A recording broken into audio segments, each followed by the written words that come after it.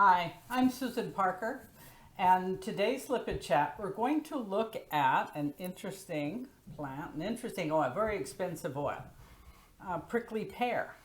This is it's a cactus. Prickly pear is a cactus, and of course this is just one leaf. Not really a leaf. They have thickness, and they also have thorns. You have to be careful.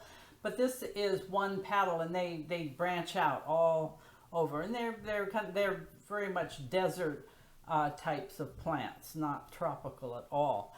And then what happens is it will flower and then fruit with a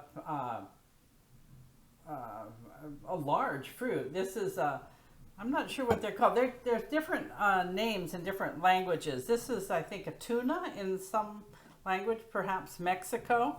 I'm not well versed on cooking with prickly pear at all, but this fruit I just cut open has the most beautiful pink color. And the seeds are relatively, you can see that, not as small as some seeds, like a raspberry seed is about half that size or smaller. But wonderful drinks are made from the prickly pear fruit. But what interests us as carrier oil aficionados or lipid oil people or formulators is we're interested in the oil. And prickly pear seed oil it's for all of its interesting shapes of the plant, it's kind of a yellow color, ever so slightly green, so it has some a range of unsaponifiable factors. It is mostly oleic acid and linoleic acid, and so it's a nicely balanced oil. It has also wonderful, has vitamin E and phytosterol, so it'll be calming, it'll be antioxidant, it can protect the skin from various environmental assaults. But what's kind of interesting about prickly pear, well, it has a couple of interesting names. Barbary fig is a name that's quite common.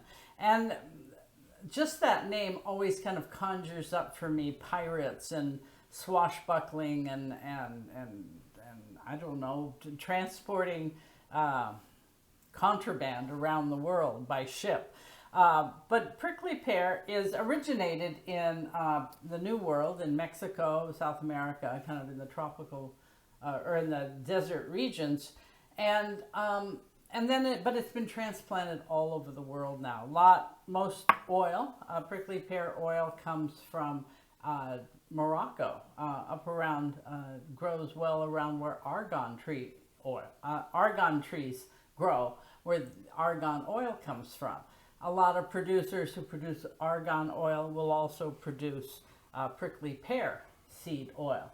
And it's a wonderful oil. I recommend it highly. It's terribly expensive, and the price just doesn't seem to ever come down with popularity, but you never know. I mean, perhaps if we get great swaths of land somewhere where it can grow.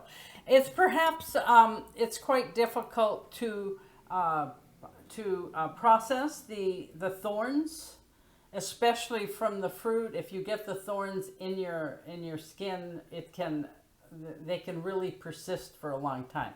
So you don't want to go picking this fruit or the petals without protection, especially if you're not familiar with them.